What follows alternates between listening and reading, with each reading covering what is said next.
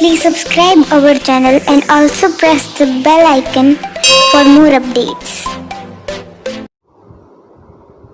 नमस्कार, एक बार फिर आपका हमारे YouTube चैनल पर स्वागत है।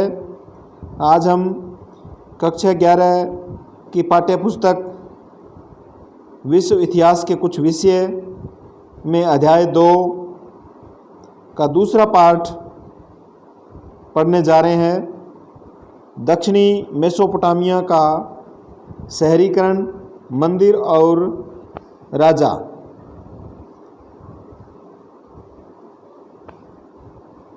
पाँच हजार ईसा पूर्व से दक्षिणी मेसोपोटामिया में बस्तियों का विकास होने लगा। इन बस्तियों में कुछ प्राचीन शहरों का रूप ले लिया। जो बस्तियां थी कुछ क्या बन गई, शहर बन गई। ये शहर कई तरह के थे। पहले वे जो मंदिरों के चारों ओर विकसित हुए, दूसरे वे जो व्यापार केंद्रों के रूप में विकसित हुए, और अन्य जो शहर थे वो शाही शहर थे। इनमें पहले दो श्रेणियों के शहरों पर चर्चा की जाएगी, यानी मंदिर वाले शहर और व्यापारिक केंद्रों से विकसित हुए शहर। बाहर से आकर बसने वाले लोगों ने उनके मूल स्थान का पता नहीं अपने गांवों में कुछ चुने हुए स्थानों पर मंदिरों को बनाना और उनका पुनर्निर्माण करना शुरू कर दिया। सबसे पहला ज्ञात मंदिर एक छोटा सा देवालय था जो कच्ची ईंटों का बना हुआ था। पहला जो मंदिर हमें प्राप्त हुआ है वो एक छोटा सा देवालय था जो कच्ची ईंटों का बना हुआ था। मंदिर विभिन्न प्रकार के देवी देवताओं के निवास स्थान थे। उर जो चंद्र देवता था, इनाना जो प्रेम में युद्ध की देवी थी, ये आपको याद रखना है। उर किसका देवता था? उर चंद्र देवता था। इनाना जो प्रेम में युद्ध की देवी थी। ये मंदिर ईंटों से बनाए जाते थे और समय के साथ बड़े होते गए, क्योंकि उनके खुले आंगनों के चारों ओर कई कमरे बने होते थे। कुछ प्रारंभिक मंदिर साधारण घरों में अलग अलग किस्म के नहीं होते थे, क्योंकि मंदिर भी किसी देवता का घर ही होता था। लेकिन मंदिरों की बाहरी दीवारें कुछ खास अंतरालों के बाद भीतर और बाहर की ओर मुड़ी हुई होती थी। यही मंदिरों की विशेषता थी। लेकिन साधारण घरों की दीवारें ऐसी नहीं थी। देवता पूजा का केंद्र बिंदु होता था। लोग देवी देवता के लिए अन्न, दही, मछली लाते थे। आराध्य देव सैद्धांतिक रूप से खेतों, मत्स्य क्षेत्रों, स्थानीय लोगों के पशुधन का स्वामी माना जाता था। समय आने पर उपज को उत्पादित वस्तुओं में बदलने की प्रक्रिया, जैसे यानी जो उपज होती थी खेतों में, उसको उत्पादित वस्तुओं में बदलने की प्रक्रिया, जैसे तेल निकालना, अनाज पीसना, काटना, ऊनी कपड़ों को बुनना आदि, यही की जाती थी। घर परिवार से ऊपर के स्तर व्यवस्थापक, व्यापारियों के नियोक्ता, अन्न, हल जोतने वाले पशुओं, रोटी, जौ की शराब, मछली आदि के आवंटन और वितरण के लिखित अभिलेखों के पालक के रूप में मंदिर ने धीरे धीरे अपने क्रियाकलाप बढ़ा लिए, मुख्य शहरी संस्था का रूप ले लिए। यानी धीरे धीरे जो मंदिर थे वो देवता के स्थान पर शहरी संस्था बन गई। वहाँ पर व्यापारियों की नियुक्ति होने लगी, व्यवस्थापक बन गए, और जो शहर का मुख्य जो कार्य है उनका संचालन मंदिरों से होने लगा। लेकिन अन्य दूसरे कारक भी इस व्यवस्था में विद्यमान थे। जमीन में प्राकृतिक उपजाऊपन होने के बावजूद कृषि कई प्रकार के संकटों से गिर जाती थी। जमीन फरात नदी की प्राकृतिक धाराओं में से किसी वर्ष तो बहुत ज़्यादा पानी बह आता था, फसलों को डुबा देता था। यानी जो फरात नदी है इसमें कई बार बाढ़ आ जाती थी, और कई बार ये नदी है वो अपना जो मार्ग है वो बदल लेती थी। इसलिए खेत है वो सूखे रह जाते थे। ये दक्षिण मेसोपोटामिया का सबसे प्राचीन ज्ञात मंदिर है वो बताया गया। देखो 5000 ईसा पूर्व का ये यहाँ पर मंदिर बना हुआ है, इसको वेदिका, ये प्रवेश द्वार है इसका, ये भट्टी बनी हुई है मंदिर का, ये प्रवेश द्वार है और ये मंदिर का आंगन है।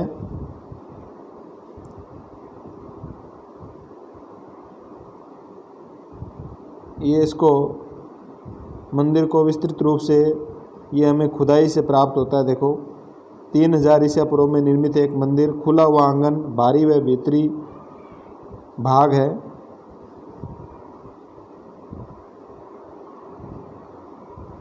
ज़्यादा पानी अपने खेतों में ले जाते थे। धारा के नीचे की ओर बसे हुए गांवों को पानी ही नहीं मिलता था। ये लोग अपने हिस्से की सरणी में से गाद या मिट्टी नहीं निकालते थे, यानी जो नहर होती थी उसमें से जो मिट्टी भर जाती थी, जो कुछ लोग हैं उनको नहीं निकालते थे तो पानी उनको नहीं मिल पाता, जिससे बहाव रुक जाता था और नीचे वालों को पानी नहीं मिलता था। इसलिए मेसोपोटामिया के तत्कालीन देहातों में ज़मीन और पानी के लिए बार बार झगड़ा होता था। जब किसी क्षेत्र में लंबे समय तक लड़ाई चलती तो मुखिया लड़ाई जीतते थे और अपने साथियों में अनुयायियों को लूट का माल बांटकर खुश कर देते थे। हारे हुए समूह में से लोगों को बंदी बनाकर अपने साथ ले जाते थे और अपने चौकीदार या नौकर बना लेते थे। इस प्रकार आज है तो कल चले जाते थे, लेकिन बाद में एक ऐसा समय आया जब इन नेताओं ने समुदाय के कल्याण पर अधिक ध्यान देना शुरू कर दिया। उसके फलस्वरूप नई नई संस्थाएं, परिपाटियां स्थापित हो गई। इस समय के विजेताओं मुखियाओं ने कीमती भेंटों को देवताओं को अर्पित करना शुरू कर दिया, जिससे कि समुदाय के मंदिरों की सुंदरता बढ़ गई। उन्होंने लोगों की उत्कृष्ट पत्थरों और धातुओं को लाने के लिए भेजा जो देवता और समुदाय को लाभ पहुंचा सके। मंदिर की धन संपदा वितरण और मंदिरों में आने वाली वस्तुओं का हिसाब किताब रखकर प्रभावी तरीके से संचालन किया जाने लगा।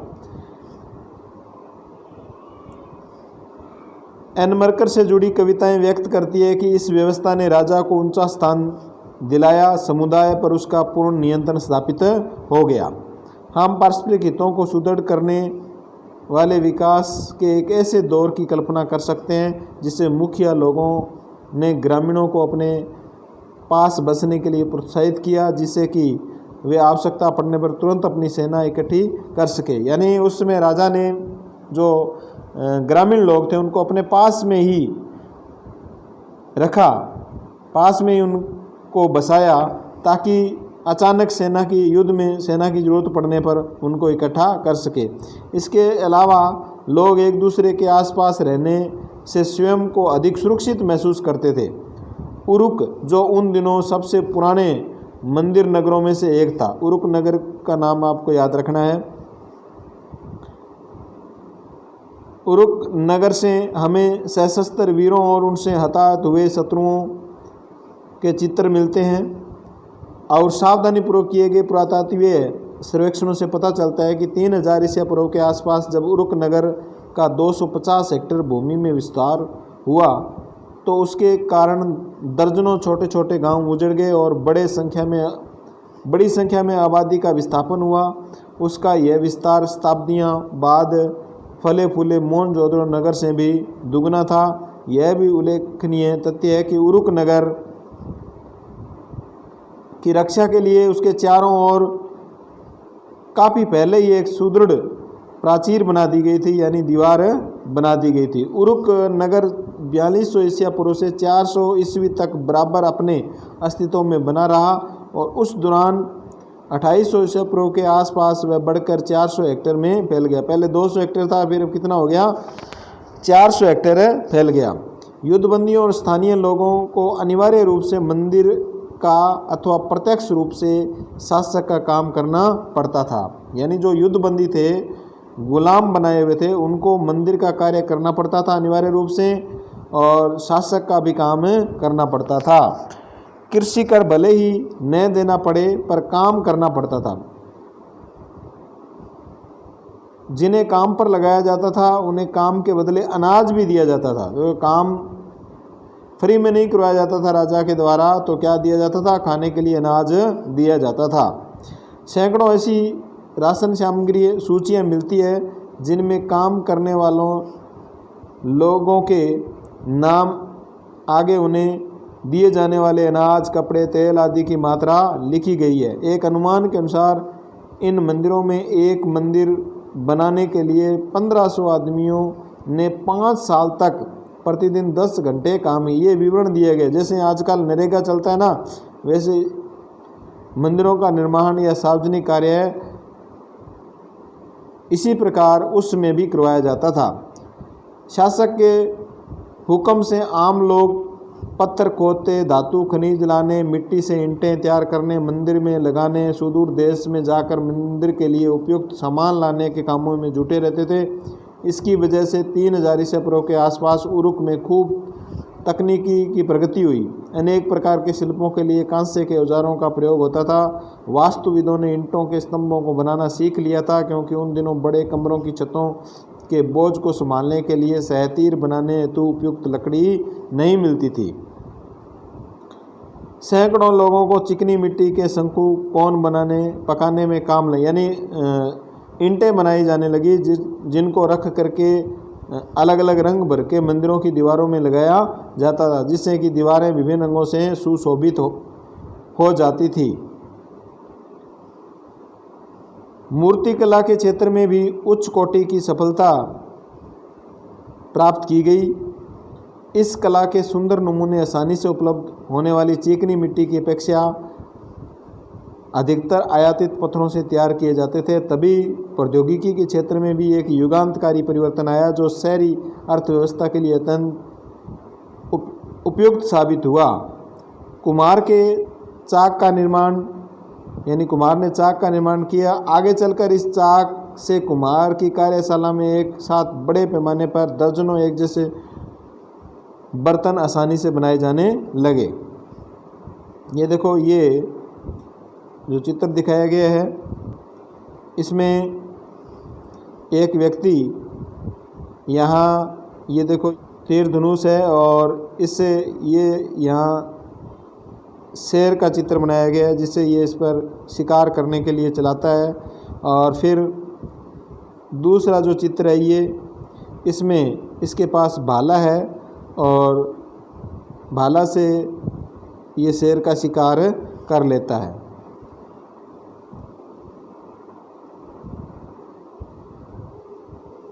यहाँ देखो, इस चित्र में ये बंदी बनाए गए लोग हैं, जिनके इसके देखो हाथ बांध रखे हैं, पैर बांध रखे हैं, ये हाथ यहाँ से बांध रखे हैं, और इनको ये डंडे से पीट रहे हैं। और ये जो गुलाम जो खड़ा है, बंदी बनाया हुआ व्यक्ति जो खड़ा है, ये इसे अपने जीवन की भीख मांग रहा है। मोर एक शहरी शिल्प कृति। भारत में प्राचीन काल में पत्थर की मोहरें होती थी। जिन पर चिन्ह अंकित किए होते थे। जैसे आजकल हम मोहर लगाते हैं, उसी प्रकार पहले पत्थर की मोहरें होती थी। लेकिन मेसोपोटामिया में पहली सहस्त्राब्दी ईस्वी के अंत तक पत्थर की बेलनाकार मोहरें, जो बीच में आर पार छिदी होती थी, एक तिल्ली लगाकर गिल्ली मिट्टी के ऊपर घुमाई जाती थी। इस प्रकार उनसे लगातार चित्र बनता जाता था। ये अत्यंत कुशल कारीगरों द्वारा उकेरी जाती थी। कभी कभी उनमें ऐसे लेख होते थे, यानी मोर के ऊपर लेख लिख दिए जाते थे, जिसमें मालिक का नाम या राजा का नाम, उसके इष्ट देव का नाम, उसकी अपनी पदीय स्थिति, यानी वो राजा है, लिपिक है, क्या है। किसी कपड़े की गठरी या बर्तन के मुँह को चिकनी मिट्टी से लीप पोतकर उसके ऊपर मोहर घुमाई जाती थी, जिससे उसमें अंकित लिखावट मिट्टी की सतह पर छप जाती थी। इससे उस गठरी या बर्तन में रखी वस्तुओं को मोहर लगाकर सुरक्षित किया जाता था। जैसे आजकल कुछ वस्तुओं को जैसे डाक को सील करके भेजते हैं, उसी प्रकार वो भी मोहर लगाकर सील करते थे वस्तु को सुरक्षित रखने के लिए। जब उस मोहर को मिट्टी की बनी पट्टिका पर लिखे पत्र में घुमाया जाता था तो वह मोहर उस पत्र की प्रमाणिकता की प्रतीक बन जाती थी। इस प्रकार मुद्रा सार्वजनिक जीवन में नगरवासी की भूमिका को दर्शाती। ये देखो, ये 5 मोहरें हैं बेलनाकार, ये मोहरें हैं, ये देखो, और इनके ऊपर ये चित्र बने हुए हैं। ये उस समय की चित्रकारी के बारे में पता चलता है, कौन से जानवर होते थे, किस प्रकार उनका शिकार होता था। मंदिर का चित्र बना हुआ है और ये छापे हैं। तो इससे हमें हमारे अतीत के बारे में जानकारी प्राप्त होती है। शहरी जीवन, शहरी जीवन ऊपर के विवरण से पता चलता है कि नगरों की सामाजिक व्यवस्था एक उच्च या संभ्रांत वर्ग का प्रादुर्भाव हो चुका था। धन दौलत का ज़्यादातर हिस्सा समाज के एक छोटे वर्ग में केंद्रित था।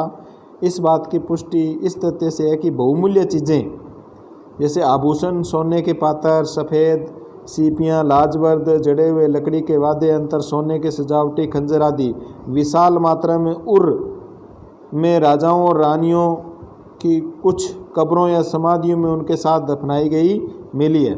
यानी शहरी जीवन एक उच्च श्रेणी का जीवन था। इसकी हमें जानकारी उनके जो कब्रों में, समाधियों में हमें बहुमूल्य सामग्री जो मिली है इससे पता चलता है। फिर है एकल परिवार। एकल परिवार यानी एकल परिवार को आदर्श माना जाता था।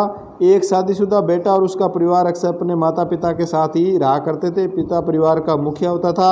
हमें विवाह की प्रक्रिया में विधि के बारे में भी कुछ जानकारी हमें प्राप्त होती है।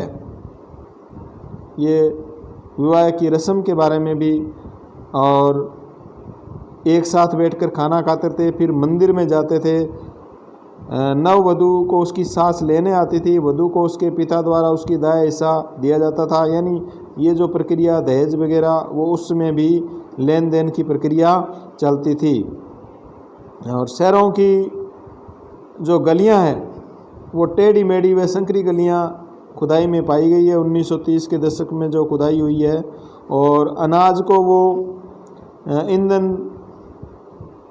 अनाज के बोरे में ईंधन के गट्टे समृद्ध गधे में लाद कर घर तक ले जाए जाते थे। पतली व घुमावदार गलियों, घरों के भूखंडों जैसा आकार न होने से निष्कर्ष निकलता है कि नगर नियोजन की पद्धति का अभाव था।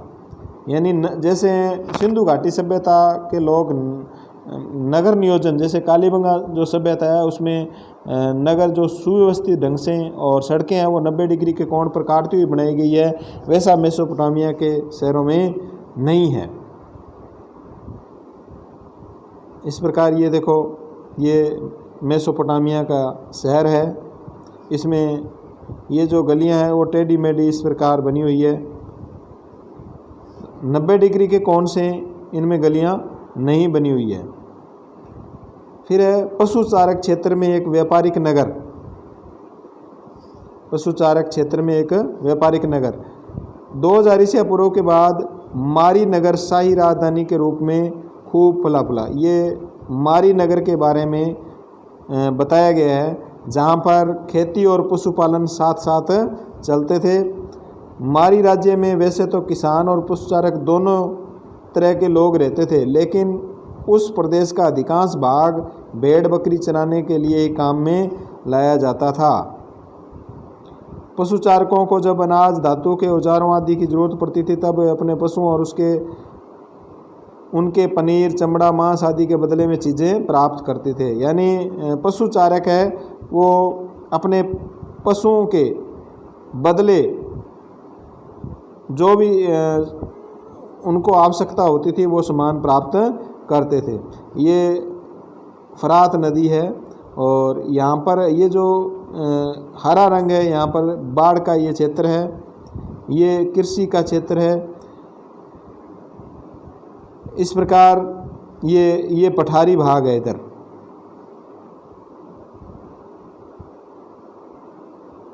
मेसोपोटामिया के इतिहास पर नज़र डालें तो पता चलता है कि वहाँ के कृषि से समृद्ध हुए मुख्य भूमि प्रदेश में यायावर समुदाय के झुंड व झुंड पश्चिमी मरुस्थल से आते रहते थे। गडरिये गर्मियों में अपने साथ इस उपजाऊ क्षेत्र के बोए हुए खेतों में अपनी भेड़ बकरियां ले आते थे और ये समूह गडरिये फसल काटने वाले मजदूरों अथवा भाड़े के सैनिकों के रूप में आते थे। यानी फसल भी यही काटते थे, जो भेड़ बकरी चराते थे वो उसमें वहाँ फसल काटने का काम करते थे। ये देखो एक सीप पर एक चित्र मिला है जिसमें इसने हाथ में भाला ले रखा है और एक अलग ही किस्म की पोशाक है वो पहन रखी है।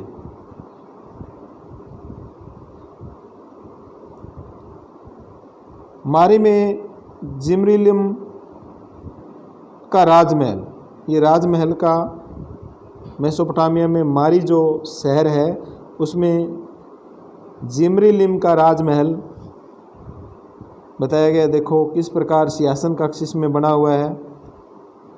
ये सिंहासन कक्ष है, सभागार गृह है, बाहरी आंगन, भीतरी आंगन, बाहरी आंगन अलग है, भीतरी आंगन अलग बना हुआ है। ये प्रवेश द्वार है। ये घर में या महल के अंदर कुआं बना हुआ है। इस प्रकार ये प्रांगण देखो कितना शानदार प्रांगण बना हुआ है। और लिपिकीय कार्य के लिए अलग ये मिट्टी की जो पट्टिकाएँ लिख करके रखते थे उनके लिए अलग ये खांचे बने हुए हैं। तो ये मेसोपोटामिया का शहर मारी। ये रसोई घर के बारे में बताया गया। देखो कितना शानदार रसोई घर,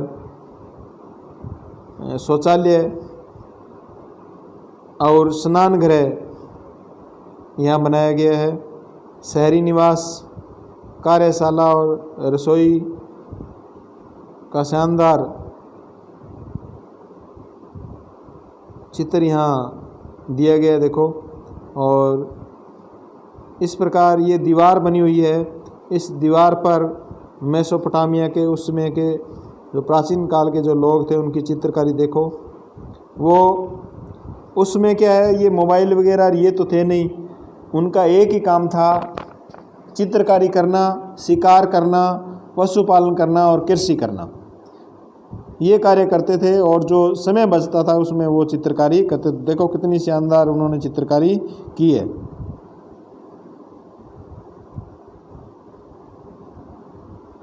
मारी के राजाओं को सदा सतर्क और सावधान रहना पड़ता था। विभिन्न जनजातियों के चरवाहों को राज्य में चलने फिरने की इजाज़त तो थी, परंतु उन पर कड़ी नज़र रखी जाती थी। राजाओं तथा उनके पदाधिकारियों के बीच पत्र व्यवहार के अक्सर इन पशुचारकों की गतिविधियों और शिविरों का उल्लेख किया गया है। एक बार एक पदाधिकारी ने राजा को लिखा था कि उसने रात को बार बार आग से किए गए संकेतों को देखा जो एक शिविर से दूसरे शिविर को भेजे गए थे। उसे संदेह है कि कहीं किसी छापे या हमले की योजना तो नहीं बनाई जा रही। यानी जो बाहर से पशु चराने के लिए लोग मारी में आते थे उन पर कड़ी नज़र रखी जाती थी कि वो कहीं इस शहर पर या महल पर आक्रमण की योजना तो नहीं बना रहे हैं। मारी नगर एक अत्यंत महत्वपूर्ण व्यापारिक स्थल था जहाँ से होकर लकड़ी, तांबा, रांगा, तेल, मदिरा किस्मों के माल नावों के जरिए फरात नदी के रास्ते दक्षिण और तुर्की, सीरिया, लेबनान के इलाकों के बीच जाया करता था।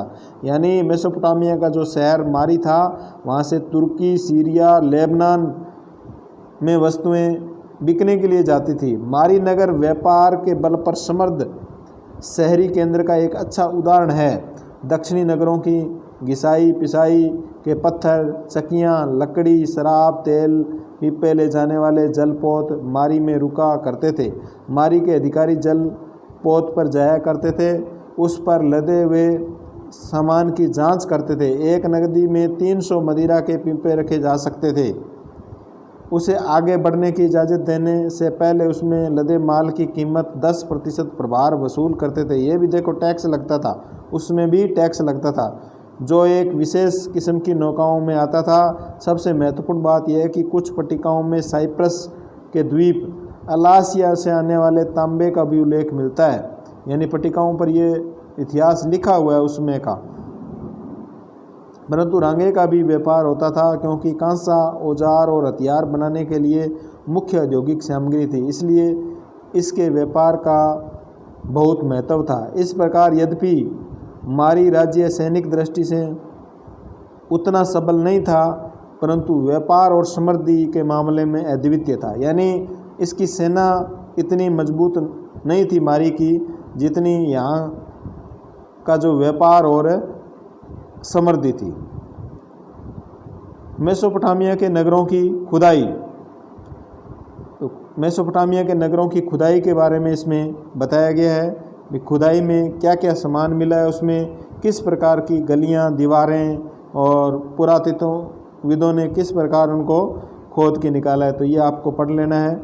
मेसोपोटामिया संस्कृति में शहरों का महत्व, इसमें मेसोपोटामिया के लोगों ने अपने नगरों पर कितना अधिक गर्व था, इस बात का सबसे अधिक मर्मस्पर्शी वर्णन हमें गिलगेमिस के महाकाव्य के अंत में मिलता है। गिलगेमिस ने महाकाव्य लिखा है जिसमें मेसोपोटामिया के लोगों के जो शहर के अंदर जो उनकी संस्कृति थी उसका बहुत ही शानदार वर्णन किया गया है। फिर है लेखन कला की देन। लेखन कला की देन यानी लेखन कला ने विश्व को क्या दिया। देखो 1800 ईसा पूर्व के आसपास कुछ पट्टिकाएं मिली है जिनमें गुणा और भाग की तालिकाएं, वर्ग, वर्गमूल, चक्रवृद्धि ब्याज की सारणियाँ दी गई है। उनमें 2 का वर्गमूल भी दिया गया है। 1 + 24/60 + 51/60 की स्क्वायर प्लस 10/60 की क्यूब। इस प्रकार ये गणितीय जो देन है वो उस समय की है। और क्या दिया, देखो पृथ्वी के चारों ओर चंद्रमा की प्रक्रिया के अनुसार एक पूरे वर्ष में 12 महीनों में विभाजन मेसोपोटामिया की देन है। 1 महीने का 4 हफ्तों में विभाजन, 1 दिन का 24 घंटों में, 1 घंटे का 60 मिनट में विभाजन, ये सब हमारी रोज़मर्रा की ज़िंदगी का अचेतन हिस्सा है। मेसोपोटामिया वासियों ने सही हमें मिला है। ये सब किसकी देन है? मेसोपोटामिया के लोगों की हमें देन है। गणितीय जो हम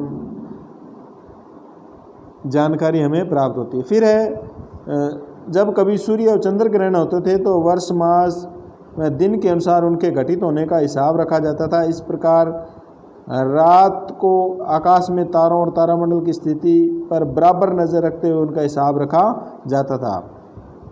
मेसोपोटामिया की इन महत्वपूर्ण उपलब्धियों से एक उपलब्धि भी संभव नहीं होती यदि लेखन की कला और विद्यालयों जैसी उन संस्थाओं का अभाव होता। यानी अगर लेखन कला और विद्यालयों का अभाव होता तो मेसोपोटामिया की उपलब्धि न के बराबर होती। इनका जो हिसाब किताब रखना है वो मुश्किल हो जाता। फिर एक पूराकालीन पुस्तकालय के बारे में बताया गया है भी इस पुस्तकालय को किस प्रकार व्यवस्थित किया गया है, किस प्रकार वहाँ जो पट्टिकाएँ रखी गई थी उनमें कौन कौन सी महाकाव्य विद्या के बारे में अध्ययन है वो कराया जाता था। और एक आरंभिक पुरातत्ववेत्ता, एक आरंभिक पुरातत्ववेत्ता दक्षिणी कछार के एक सूरवीर नेबोपोलासर ने बेबीलोनिया को 625 ईसा पूर्व में असीरियाई आधिपत्य से मुक्त कराया।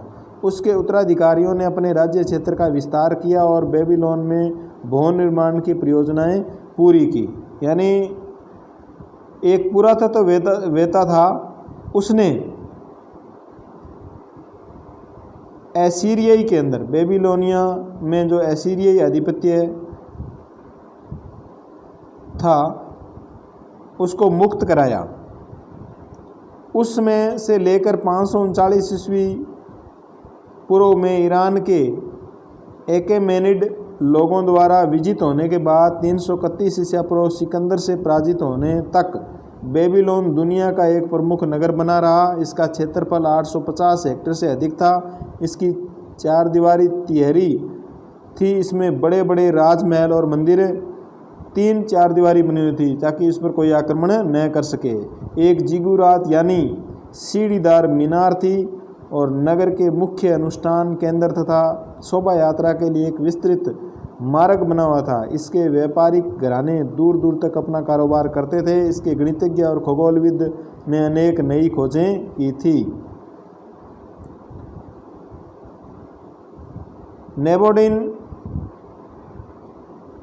नेबोडिन स्वतंत्र बेबीलोन का अंतिम शासक था। उसने लिखा है कि उर के नगर देवता ने उसे सपने में दर्शन दिए।